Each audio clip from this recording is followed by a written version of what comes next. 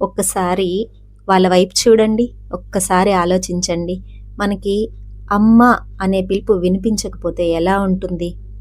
నాన్న చేతి స్పర్శ లేకుండా ఒకరోజు గడిస్తే ఎలా ఉంటుంది? బాధగా. అలాంటిది వాళ్ళ జీవితమే అలా మొదలైంది. చిన్న వయసులోనే అమ్మ ఒడిని కోల్పోయిన పిల్లలు, నాన్న అండ లేకుండా బతుకుతో పోరాడుతున్న చిన్న మనసులు. కానీ ఆశ్చర్యం ఏంటో తెలుసా? వాళ్ళ కళ్ళల్లో భయం లేదు, వాళ్ళ నవ్వుల్లో బాధ లేదు. ఉన్నదల్లా ఒక చిన్న ఆశ మాత్రమే, మమ్మల్ని మనుషుల్లా చూడండి అని.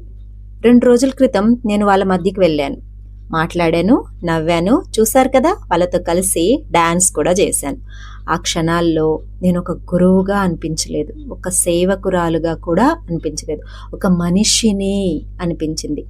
వాళ్ళ చిన్న చేతులు నా చేతిని పట్టుకున్నప్పుడు నా గుండె చాలా బరువెక్కిపోయింది. ఎందుకంటే అంత చిన్న చేతుల్లో ఎంత పెద్ద జీవితం దాగి ఉందో అని అర్థమైంది. మనమేమో తినే ఆహారం చాలాసార్లు వృధా చేస్తుంటాం, ఉండే సమయము వృధా చేసేస్తాం. కానీ వాళ్ళేమో ఒక్క చిరునవ్వుతోనే జీవితాన్ని ప్రేమిస్తున్నారు.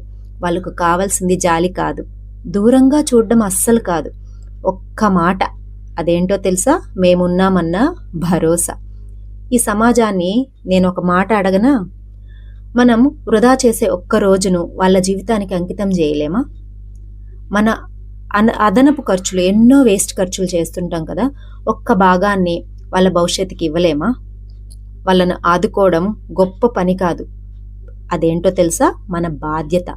ఎందుకంటే వాళ్ళ కళ్ళల్లో కన్నీళ్లు కాదు, మన కళ్ళల్లో మానవత్వం కనిపించాలి. ఒక్కసారి వాళ్ళ వైపు చూడండి, మీ గుండె తప్పకుండా మారుతుంది అని నేను అనుకుంటున్నాను.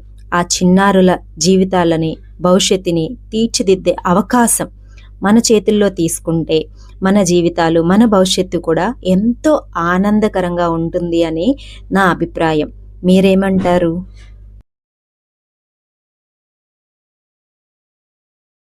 ఈ పిల్లల్ని కలవాలి అంటే డిజైర్ సొసైటీ, బౌరంపేట, హైదరాబాద్లో కలవచ్చు.